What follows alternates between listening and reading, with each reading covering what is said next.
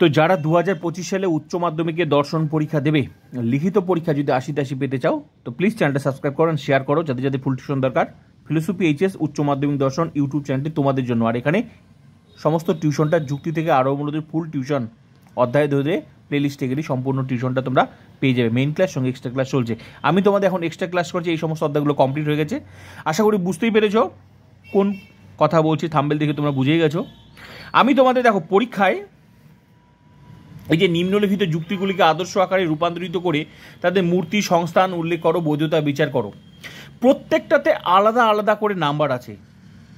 তুমি যদি ভাবো এক পেজে আমি একটাই মানে মনে করো আদর্শ আকারে 10 পেজ লিখবো, কখনোই 10 নাম্বার পাবে না। প্রত্যেকটাতে আদর্শ আকারের জন্য 1 নাম্বার, দোষের জন্য 1 নাম্বার, সংস্থান মূর্তি তার জন্য আলাদা নাম্বার, বিচারের জন্য আলাদা, এইভাবে 4 করে দুটো লিখতে হবে 8। তো বেশি আমার ফুল টিউশন কমপ্লিট হয়ে গেছে। আমি সহজে সংক্ষেপে বুঝিয়ে দিচ্ছি কিভাবে যৌক্তিক আকার, আদর্শ আকার বার করার নিয়ম। বেশিরভাগ স্টুডেন্ট যেখানেই টিউশন পড়ে থাকে না কেন এই জায়গাটাই ধরতে পারে না কিভাবে যৌক্তিক আকারটা হচ্ছে। একবার এবার করতেছি তো আরেকটা নতুন লজিক করছিস, সেখানে পারছি না। আরেকবার নতুন লজিক প্র্যাকটিস করছি, সেটা আবার পারছি না। সমস্ত প্রশ্নের উত্তর তোমরা এই ভিডিওতে পেয়ে যাবে। তারপর ফুল টিউশনটা দেখবে সব জলের মতো সোজা। তো চলো, আদর্শ আকার কিভাবে বার করবো তার কতগুলো নিয়ম আছে। আদর্শ আকার মানে বুঝতে পারছো এই যে যৌক্তিক আকার, এটা এরকম বিভিন্ন প্রশ্ন থাকবে। তো তুমি কয়টা মুখস্থ করবে? মুখস্থ করে লজিক কখনো মুখস্থতে আসে না, তোমাকে লজিক নিয়মে জানতে হবে। তো সমস্ত ধরনের লজিক আমি করিয়েছি, এমন কোনো ছাত্র নেই যে সে বুঝতে পারবে না। সমস্ত ছাত্রদের জন্যই আমার কিন্তু ক্লাস, প্রত্যেকটা অধ্যায় থেকে মানে 100%। এই ক্লাস না বুঝলে ওই ক্লাসটা করলে তুমি সব বুঝে যাবে, মানে তোমার জন্য আছেই। তো এই ক্লাসটা দেখো কিভাবে এই সমস্ত প্রশ্নের উত্তর তোমরা করবে। সবসময় যে এরকমভাবে থাকবে তা না, বিভিন্ন প্রশ্ন দিয়ে থাকবে। তো সমস্ত প্রশ্নের উত্তর তোমাদের এই ক্লাসটা করো, সব একদম ক্লিয়ার হয়ে যাবে। আদর্শ আকার কি করে তোমরা বার করবে? এই যে প্রথম যে লাইনটা, এটা তোমরা কিভাবে বার করবে, এটাই হচ্ছে বিভিন্নভাবে, কখনো যেহেতু সেহেতু দিয়ে আসে, কখনো শুধু যেহেতু দিয়ে আসে, কখনো অতএব দিয়ে আসে, কখনো সুতরাং দিয়ে আসে, কখনো কাজে দিয়ে আসে, কখনো কারণ দিয়ে, কিংবা শুধু সেহেতু কি করে হবে। সমস্ত প্রশ্নের উত্তর তোমরা দেখো এই লাইন ভালো করে খাতার মধ্যে লিখে নেবে। ভালো করে দেখো আদর্শ আকার যৌক্তিক আকার বার করার নিয়ম কি? 1 নাম্বার দেখো, সিদ্ধান্ত বার করতে হবে আগে। তার মানে কি, যে যুক্তিটা থাকবে সেটা থেকে কি করতে হবে? সিদ্ধান্ত বার করতে হবে আগে, খাতা লিখে নেবে। তারপর কি করতে হবে দেখে নাও, অতএব, সুতরাং, কাজেই থাকলে পরের বাক্যটা সিদ্ধান্ত খাতার মধ্যে লিখে নেবে এগুলো। না হলে জীবনে নিরপেক্ষণের সংস্থার মূর্তি বৈধতা বিচার কিচ্ছু করতে পারবে না, বা জীবনে পারবে না।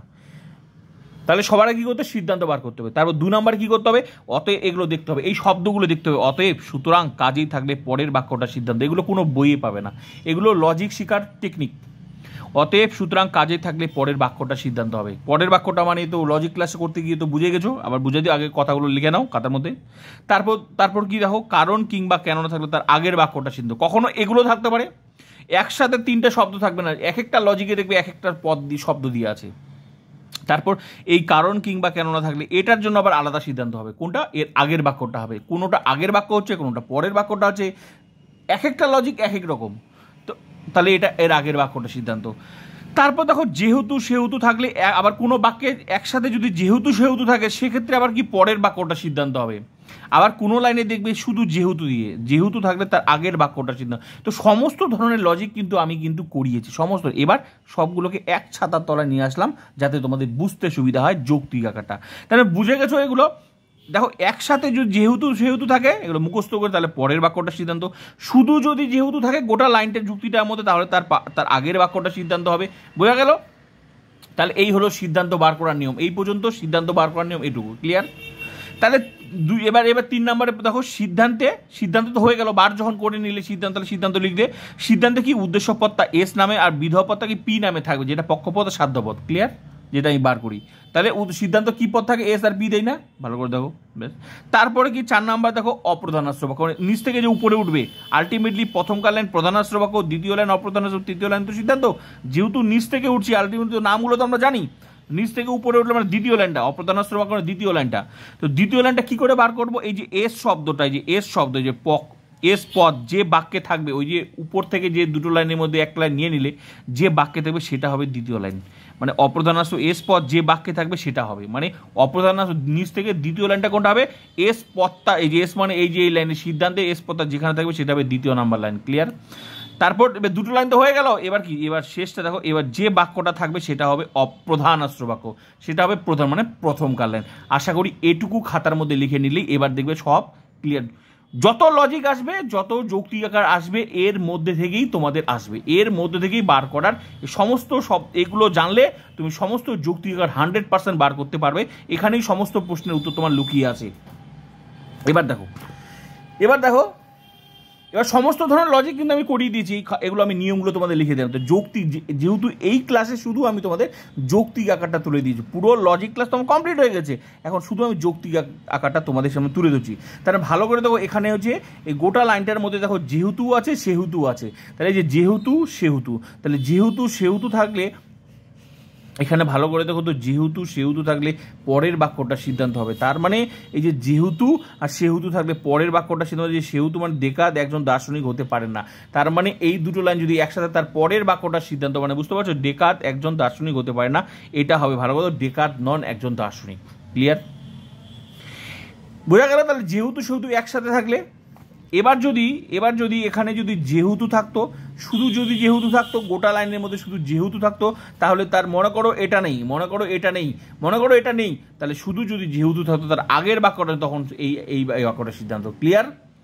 এবার ভালো করে দেখো, অতএব সুতরাং কাজে, মনে করো যে কোনো জায়গায় এগুলো কোনো শব্দ নেই, শুধু মনে করো লেখা ছিল এখানে সুতরাং, তাহলে তখন মনে করো সুতরাংয়ের পরেরটা সিদ্ধান্ত, যেগুলো আমি সমস্ত লজিক করিয়ে দিয়েছি। ক্লিয়ার হয়ে গেল? তাহলে কিভাবে বার করছো? তাহলে অতএব সুতরাং কাজে এগুলো মুখস্থ রাখতে হবে, না হলে তোমরা পারবে না। তারপর দেখো কারণ কিংবা কেননা থাকলে তার আগের বাক্যটা সিদ্ধান্ত। আগের বাক্যটা মানে বুঝতে পারছো, মনে করো যদি এখানে যদি কারণ থাকে বা কিংবা থাকে, কেননা থাকে, তার আগের বাক্যটা মানে এটা সিদ্ধান্ত, মানে নিচ থেকে উপরে উঠতো। আশা করি বুঝতে পেরেছো। আর সিদ্ধান্ত হয়ে গেল, সিদ্ধান্তে মানে এস আর পি, এটাই তো, নিচ থেকে উপরে উঠতে হবে, এস আর পি। তো ভালো করে দেখো এখানে কি বলছি, সিদ্ধান্ত কি এস আর, যেই নিয়ম দিয়ে সিদ্ধান্ত বার করে নিলে, মানে উদ্দেশ্যপদ আর এই যে বিধব, উদ্দেশ্যপদের নাম কি, পক্ষপদ, এস আর পি দিলাম, ব্যাস এস আর পি। তারপর দ্বিতীয় লাইনটা কি করে, ভালো করে দেখো, দ্বিতীয় লাইনটা কি বলছি, দ্বিতীয় নিচ থেকে দ্বিতীয় লাইন মানে আলটিমেটলি এটা অপ্রধানাস্ত্র বাক্য, এটা প্রধানাস্ত্র বাক্য, যেটা আমি শিখিয়েছি, এটা প্রধানাস্ত্র বাক্য, এটা অপ্রধানাস্ত্র বাক্য, দ্বিতীয় লাইনটা। তো দ্বিতীয় লাইনটা কি করে, ভালো করে দেখো, এই যে এস শব্দটা, এই যে এস পদটা যে বাক্যে থাকবে সেটা, তার মানে ভালো করে দেখো তো, এখানে এস পদটা, এই যে এখানে ডেকার্ত আর এস পি, ডেকার্ত এটা লাইনের মধ্যে কোনটা হয়েছিল, সিদ্ধান্ত এটা হয়েছিল, তাহলে ডেকার্ত শব্দটা কোথায় আছে, ভালো করে ডেকার্ত শব্দটা যে এখানে আছে, তাহলে ডেকার্ত শব্দ, ডেকার্ত হিউম নন, তাহলে ডেকার্ত নন হিউম, এই যে এটা হলো মোট কথা, এস পদটা যেখানে থাকবে সেটাই হবে দ্বিতীয় লাইন। ভালো করে এটা এখানে যেটা দ্বিতীয় লাইন হয়ে গেল, দুটো লাইন হয়ে গেল। এবার যেটা পড়ে থাকলো সেটা সবার উপরে হিউম হন একজন দার্শনিক, যেটা পড়ে থাকলো এই যে যেহেতু হিউম একজন দার্শনিক, সেটা হিউম হন একজন দার্শনিক, ব্যাস তো হয়ে গেল। দুটো লাইন নেওয়ার পর যেটা পড়ে থাকবে সেটাই। তো এইভাবেই হচ্ছে তোমাদের বিভিন্ন লজিক দেখবে বিভিন্নভাবে যৌক্তিক আকার হবে। তো যৌক্তিক আকার সঠিকভাবে বার করতে গেলে তোমাদের এই নিয়মটা ছাড়া জীবনে পারবে না, আর যেটা কোনো বইয়ে পাবে না। আর বিভিন্ন লজিক করতে গিয়ে বিভিন্ন রকম সমস্যার সম্মুখীন হচ্ছে, একবার এক রকম লজিক প্র্যাকটিস করছো, কখনো অতএব দিয়ে আছে, কখনো সুতরাং দিয়ে আছে, কখনো কারণ দিয়ে আছে, কখনো কিংবা দিয়ে আছে, কখনো কেননা আছে, কখনো যেহেতু আছে, কখনো যেহেতু আছে, কোনোটাতে আবার শুধু যেহেতু আছে, কি করবে? তো সমস্ত প্রশ্নের সমাধান আশা করি বুঝিয়ে দিলাম। এরপর বাকি ক্লাস করো, আর কেউ আটকাতে না। তো যৌক্তিক আকার তো শিখিয়ে দিলাম, এটা বার করতে পারলেই, আর বাকি কীভাবে বার করতে সেটা তো সব শিখিয়ে দিয়েছি, বিচার থেকে সংস্থার মূর্তি। এবার ফুল টিউশন ক্লাস করো, প্লে লিস্টে যাও, অধ্যায় ধরে কেউ আটকাতে পারবে না। অবশ্যই শেয়ার করো যাদের ফুল টিউশন দরকার।